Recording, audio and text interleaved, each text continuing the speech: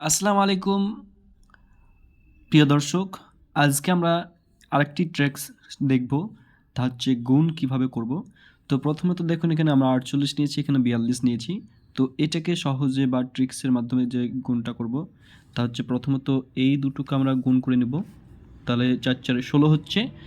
দেন আমরা এই 4কে আবার যোগ করে নেব। তাহলে কত হচ্ছে? এখানে 20 হচ্ছে। আমরা এখানে 20 বসালাম। আবার এখানে এইটাকে আর এই রাশিকে আর এই রাশিকে গুণ করে নেব। তাহলে 16 হচ্ছে। 4 দুগুণে 8 দুগুণে 16। তাহলে এখানে হচ্ছে 16।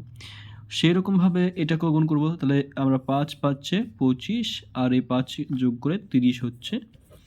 আর এখানে 8 আছে, 8 দুগুণে 16। তো হচ্ছে তার উত্তর। এবার আপনাদের কাজ থাকলো এটা আপনারা করে কত উত্তর হচ্ছে সেটা আমাকে কমেন্ট বক্সে জানাবে।